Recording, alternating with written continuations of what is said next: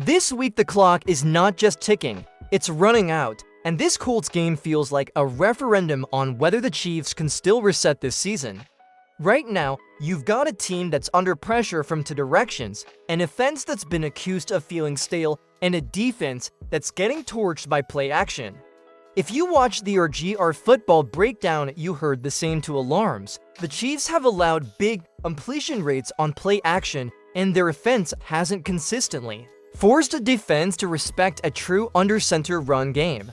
That's the frame. If Kansas City wants to control its only clean route back to relevance, they have to do two things in tandem: stop the play action bleeding and make the offense credible from under center so play action actually means something. Let's be blunt, the tape shows linebackers and some corners flirting with blitzing the run, which opens gigantic windows on play action. That's where tight ends and wide receivers like Tyler Warren, who the clip singled out, become a nightmare matchup. When the linebackers bite on run fakes and DBS are cheated up, the seam and the intermediate levels light up.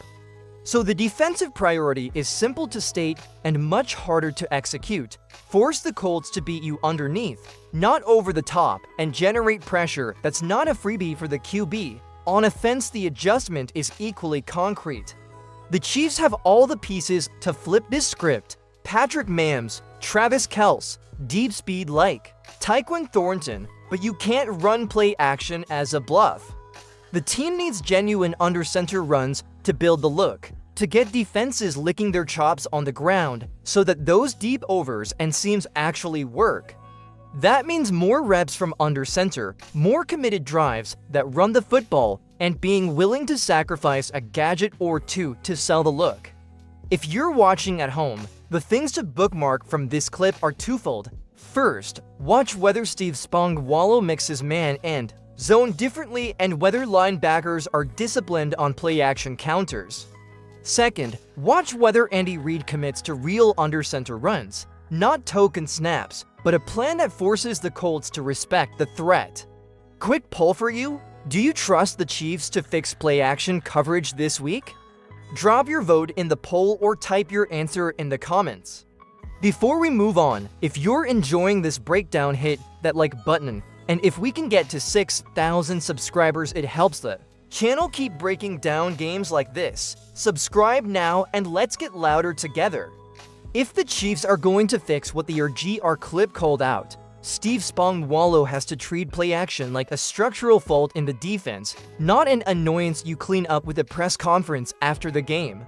The film shows a repeating pattern. Linebackers and run-fit defenders are triggering downhill, corners are creeping, and the Colts are exploiting that exact aggressiveness with tight end and seam shots. So the first adjustment is coverage philosophy. Mix more man behind tailored matchups when the run looks likely, and don't let the defense telegraph a blitz that simply hands the intermediate seams to the offense. That means two things in practice. First, identify the Colts' personnel groupings pre-snap and play more man coverage when you see too high or run-heavy personnels if the DBS are ready to take away the seam and the curl flat levels. Second, when you do send pressure, disguise it with delayed or stunt-heavy rushes so the QB can't just throw into the vacated area the blitz came from. On the linebackers, discipline is the name of the game. Nick Bolton and the ILB group have to read the run versus pass cues without overcommitting. If you're a linebacker and you're taking one step up because your edge is showing a run look, that's fine, but you must be coached to flow with the play-action fake rather than launching into the backfield on every first-level stimulus. From a schematic standpoint, consider pattern match shells that convert post-snap to cover one or cover two based on run, pass keys, and throw in man match on early downs to keep the tight end from getting clean releases. For the personnel plan, give Trent McDuffie and Brian Cook assignments you trust, whether that's bracket help over the top or a hard responsibility to sink into the seam, because you simply cannot leave your young nickel or a rover on island versus a Y who knows how to get into space on the rush front. Generating unblocked pressure will be critical. You don't have to make Chris Jones do everything.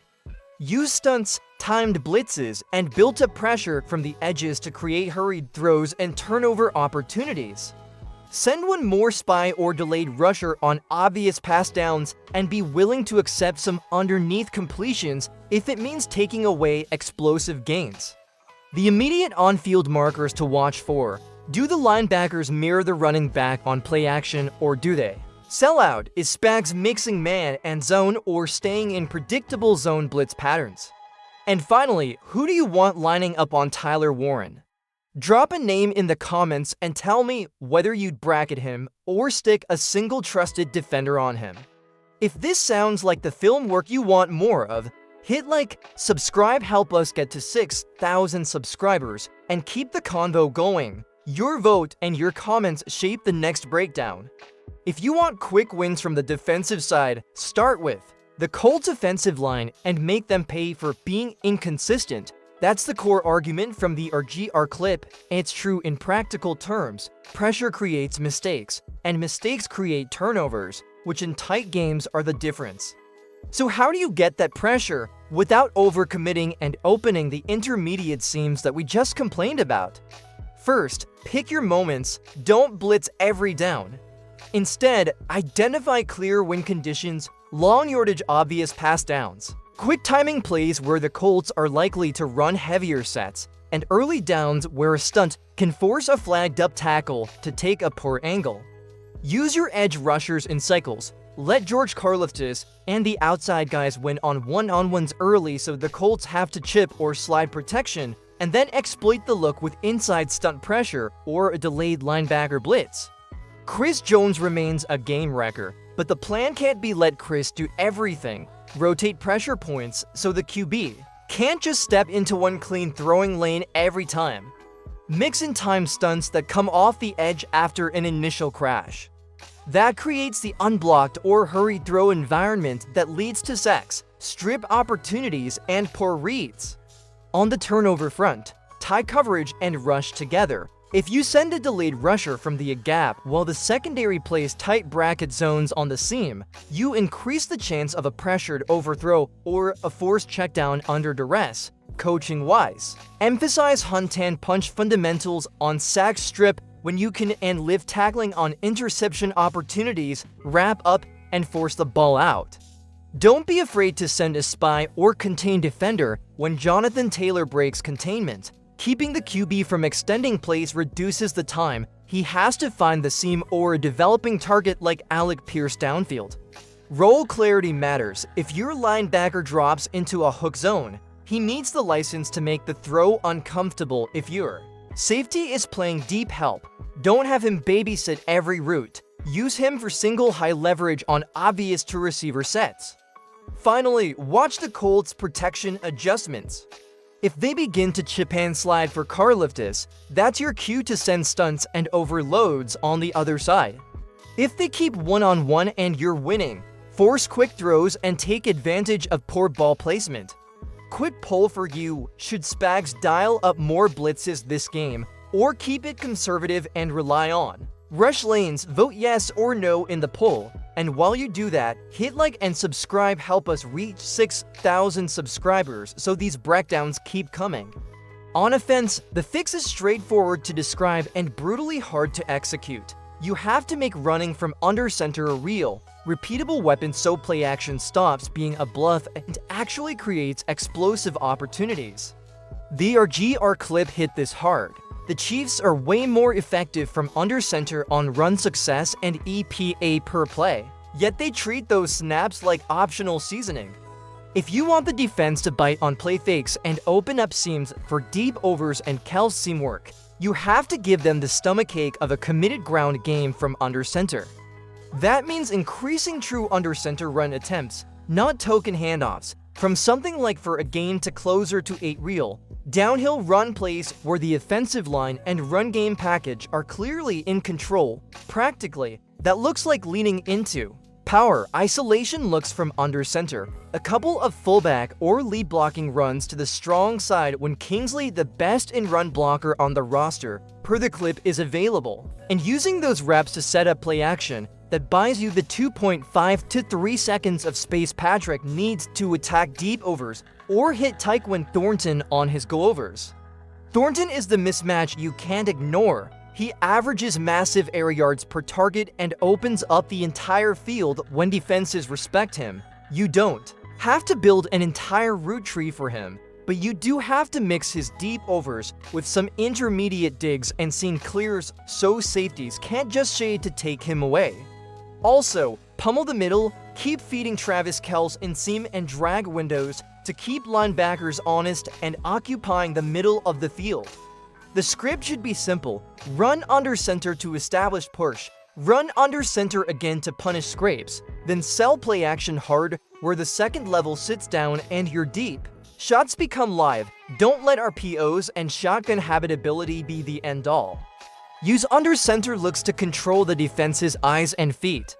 On personnel, get Thornton more clean reps on early downs and sub and Kelce on too tight formations to force linebackers into conflict decisions. If Kingsley isn't active, shift to power runs off Tree's side and amplify inside zone double teams to get movement and create realistic play action. The in-game markers to watch: are you seeing 2-2-3?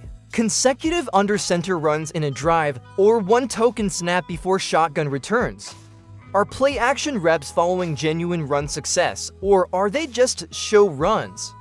Which deep target is getting single coverage with space, Thornton or Rice, and is Patrick taking the shot? Comment below, which would you run more this week, under center power or play action shots, and why? Drop your pick and reasoning. If you agree with this approach, hit like, subscribe, help us reach 6,000 subscribers so we can keep breaking down the Chiefs' path forward. Now let's pull it all together, because the big picture matters just as much as the individual tweaks. The Chiefs aren't a broken team, they're a team with a narrow set of flaws that compound when the fundamentals slip. You've seen it all year. Small execution issues turn into stalled drives turn into field position losses, and those losses force the defense into high-stress situations they're not built to sustain snap after snap. But the encouraging part is that every one of the fixes we've talked about lives inside Andy Reid's wheelhouse. This team has the personnel to tighten the screws. They just need to recommit to the identity that made them a dynasty: layered defense, disguised defense, and disciplined execution. On defense, it starts with forcing teams out of their comfort zone by generating early down stops. When teams can't stay ahead of schedule with play action or condensed formations, spot new Olo's pressure. Menu gets to dictate matchups instead of chasing them. Once that happens, the coverage problems shrink. Your corners can play tighter, and your safeties stop living in impossible leverage situations. On offense, the key is intentionality, not volume. If you want defenses to respect the run and honor play action, you must build sequences that stack on each other. A couple of convincing under center runs, a misdirection toss to keep edges honest, and then a hard play action shot when linebackers hesitate. It's not about turning Mams into a handoff machine. It's about making defenses defend every blade of grass again. The Chiefs' ceiling is still elite, and the AFC knows it. What Kansas City needs most is a stretch of football where execution finally matches the design. And that's where you come in. Your perspective matters. Comment below, what's the one adjustment you believe the Chiefs must commit to if they're going to make a real postseason push? Is it more under center work, more aggressive early down pressure, or unlocking the deep passing game again? Let me know your take. Before you head out, remember to subscribe to the channel, help us push toward 6,000 subscribers, and hit that like button so YouTube keeps delivering Chiefs content straight to fans like you. Stay locked with Total Chiefs news. Hail Chiefs!